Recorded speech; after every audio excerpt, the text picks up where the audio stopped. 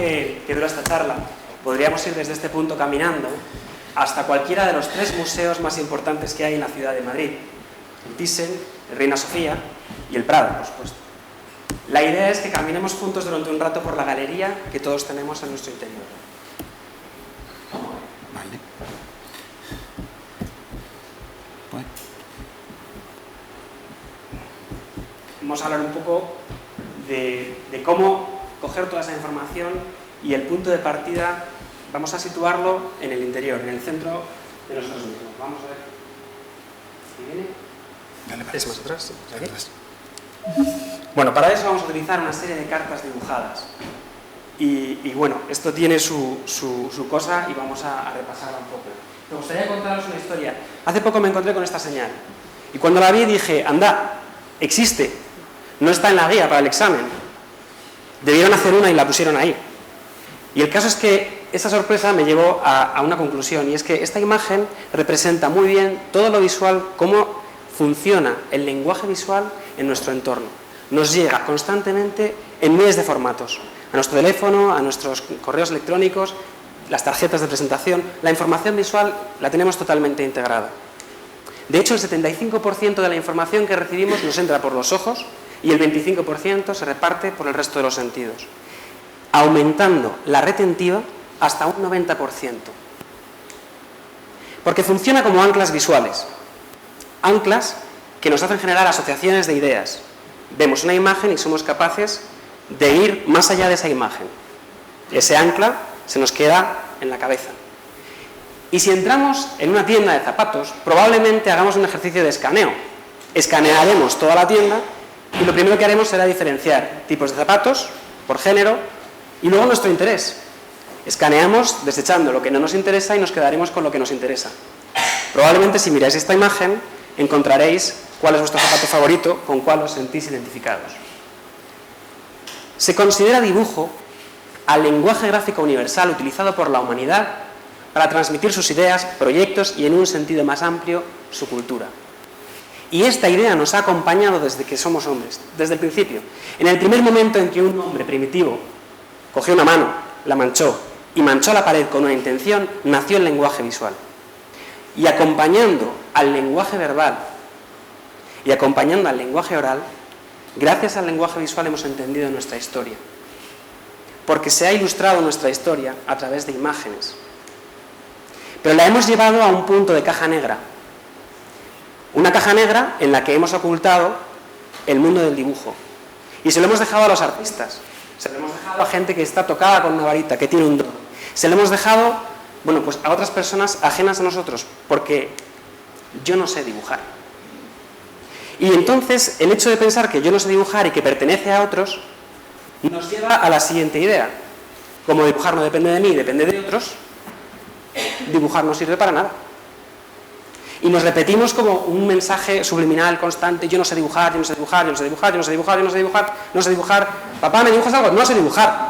Y como yo no sé dibujar y tú eres mi hijo, tú tampoco vas a saber dibujar. Pero en el mismo mensaje podemos encontrar que yo sí sé dibujar. Realmente, en nuestra convicción de no saber dibujar está la realidad, y es que sí sabemos dibujar. Yo creo que todo el mundo sabe dibujar. Y para eso hay que manejar una serie de cartas. La primera carta sería las cartas de la baraja. El juego.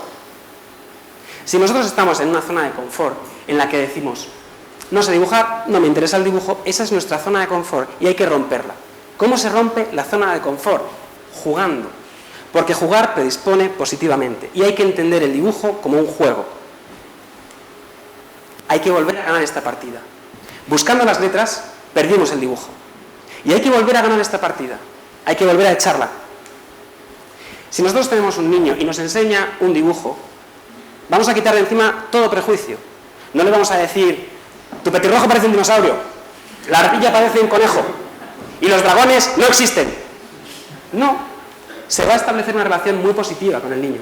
Vamos a tener un entorno en el que podemos charlar con él y él nos va a contar cómo conoce su entorno, cómo conoce y cómo nos lo comunica. Y nosotros nos vamos a acercar a él. Todo lo que tiene que ver con el dibujo genera una sensación positiva.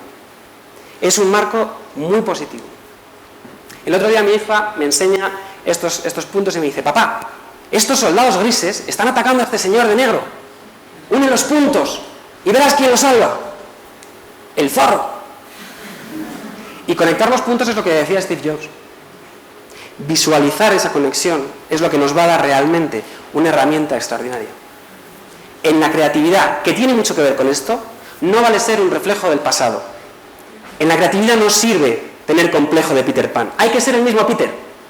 Hay que volar, no ser la sombra. Desde niño pintaba como Rafael, pero tardé una vida entera en dibujar como un niño. Esto lo decía Pablo Picasso. Una vez al mes aparece el nombre de Picasso en cualquier medio. Le cundió mucho. Las segundas cartas que tendríamos que trabajar serían las cartas postales, las cartas en las que vamos a comunicar. Comunicamos algo o entendemos lo que nos comunican. Y para eso, muy bien, rompamos en no sé dibujar. Vamos a coger el lenguaje visual más sencillo. Círculos, cuadrados, circunferencias, espirales, flechas, y vamos a combinarlo para hacer una evolución. Venimos del hombre palo y llegamos a tener anatomía. Anda, los codos giran. Anda, las rodillas se flexionan. ¿Para qué? Para ver qué le pasa a las personas sobre las que queremos comunicar algo. Y para ver eso también tenemos que ver cómo se sienten esas personas. Y con 2 puntitos y un circulito podemos generar caras. Pero ¿qué pasa si le ponemos un poco más? Que empezamos a encontrar rasgos de expresión. Y si en un derroche creativo ponemos algo de color, lo que podemos ya es generar gente, personificar, para personificar mensajes, nuestros o ajenos. Con los objetos pasa lo mismo. Yo podría dibujar, como tenéis ahí a la izquierda, objetos muy sencillos, o podría dibujar objetos más complejos. ¿Qué más da? Si lo que importa es que los objetos están alrededor de esas personas y de esas historias que quiero contar. Y con eso generar un lenguaje propio. Reactivar mi lenguaje con una especie de piedra roseta. A mí me gusta llamarlo la piedra roseta, como la de Napoleón. Si yo quiero entender algo, cogeré sus conceptos, los escribo e intento realizar unos pequeños pictogramas para ir enriqueciendo ese lenguaje. Hacer el ejercicio. De verdad, tenéis una libreta y un bolígrafo. Me ha encantado verlo nada más llegar. Porque resulta que el dibujo es un lenguaje universal. Yo no puedo hablar las lenguas del otro lado del mundo, pero sí puedo entender muchas cosas de su cultura mirando sus dibujos. Y a esto hoy en día se le llama visual thinking, graphic recording y de muchos nombres. A mí personalmente me ayuda mucho a entender lo que me cuentan y a organizar y pensar y reflexionar sobre lo que yo quiero contar. Las siguientes cartas serían las cartas de navegación. Hemos visto las cartas de la baraja del juego, hemos visto las cartas postales para comunicar, y una vez nos ponemos en situación de tener esas herramientas y empezar a trabajar con ellas, vamos a navegar. ¿Los mapas para qué nos sirven? Lo acabamos de ver, nos ubican, pero también nos ayudan a tomar decisiones. Y los mapas los podemos generar nosotros. Yo estoy enamorado de Menorca. Y cuando no estoy en Menorca, intento recordar experiencias vividas en ese sitio. Así que, según voy yendo, voy registrando en este mapa los distintos puntos en los que he tenido una experiencia positiva. Cuando he descubierto un rincón nuevo, cuando me he encontrado con algo que me ha gustado. Si llevo tiempo sin ir, no tengo más que visitar esas anclas visuales y recuperar inmediatamente toda la información de lo que yo he vivido allí. Esto está muy bien en el tiempo del ocio. Pero imaginaos lo que puede ocurrir si lo llevamos al tiempo de nuestra pasión o de nuestra profesión. Visualizar todo el campo de la tarea que me ocupa va a hacer que pueda compartir la preocupación que tengo a diario de cómo resolver los problemas de una forma mucho más directa. Si yo sé qué parte de mi trabajo afecta al compañero, el compañero va a trabajar mejor. Y si el compañero sabe qué parte de su trabajo me afecta, pasará lo mismo. Pero ya lo que es la pera es si los dos nos ponemos frente a una imagen que generamos juntos y representa todo el campo de visión de nuestra ocupación. Las comparaciones son necesarias. Hasta que tú no te pones enfrente y ves la dimensión de tu realidad con tu proyecto, no eres capaz de ponerle un nombre. Y dibujarlo de una forma de escenario nos puede ayudar tremendamente. Porque en la creatividad, que es prueba y error, el 90% de nuestras ideas se vendrán abajo, pero el 10% saldrá adelante. Y hoy en día tenemos que hacer las cosas de una forma rápida, de una forma barata, y corriendo riesgos, pero los menos posibles. Y para eso el prototipado es algo que es realmente interesante. Si yo vendo coches y fabrico coches, Si quiero ver cuánto aguanta el coche, no me meto dentro y me estampo. Meto un muñeco y lo estampo. Pues con este tipo de prototipado pasa lo mismo. Yo puedo dibujar un escenario, ver qué le pasa a mi cliente, ver cómo mi cliente va a estar contento o no contento y hacer una especie de test personal o en equipo, con dibujos muy sencillos. No hace falta hacer grandes cosas. ¿Para qué? Para que no me pase lo que le pasó al Myotragus balearicus. Esto era una cabra y vivía por Baleares. ¿Y qué es lo que le pasaba? Pues que tenía los ojos como un felino, que le venía muy bien para comer la hierba. Yo como hierba, pero como no tenía visión periférica, se la comieron a ella. Esa es la primera teoría sobre su extinción. La segunda es que no podía reproducirse en cautividad. Pero en cualquier caso, las dos formas de extinción de esta cabra tenían mucho que ver con una falta de libertad, porque la falta de reflexión de la información es una falta de libertad y necesitamos tener toda la información posible. Y la libertad tiene mucho que ver con los deseos, y los deseos serían estos últimos: las cartas a los Reyes Magos. Hemos estado hablando de los deseos, de los objetivos, y a mí me parece que es muy interesante ver cuáles son mis cotas y cuál es el recorrido. Lo estábamos diciendo antes. Entre el campo base y la cima hay varios campos. El campo 1, el 2, el 3, el 4. Bueno, yo creo que se queda en el 3. Pero lo que sí que es verdad es que entre campo y campo se respira de una forma diferente, se camina de una forma diferente, y cada parte de la búsqueda del deseo tiene un estilo diferente de trabajo. Y a la hora de fragmentar eso, el dibujo nos puede ayudar mucho haciendo esos escenarios que os estaba comentando, para ver realmente cuáles son mis picos y mis valles. Y además esto puede tener una reflexión hacia atrás, los caminos por los que he pasado, y hacia adelante, de una forma predictiva. Si los deseos nos mueven, si el motor es nuestros deseos, la creatividad tiene que ser esa energía. Y dibujar la creatividad, desde esa sencillez que os estaba diciendo, desde ese trabajo íntimo, realmente nos puede aportar muchísima riqueza. Fijaros, vivimos en un mundo muy deprisa, muy rápido, es tremendamente rápido. Si yo dibujo, ejercito dos ejercicios, hago dos ejercicios. El primero es hacer el dibujo. Es para mí el dibujo, no lo quiero enseñar en ninguna galería, lo quiero para mí. Y voy a involucrar todo mi esfuerzo, voy a gastar un tiempo en ejecutar ese dibujo bien, en lo que yo considere que está mejor o peor. Es decir, quiero que sea legible, quiero entenderlo. Pero también, en este propio ejercicio, estoy pensando en el problema que me ocupa. Estoy dándole forma y lo estoy viendo. Con lo cual, la dimensión del tiempo, cuando dibujo, cambia. También, cómo se exprime el entendimiento, mi conocimiento.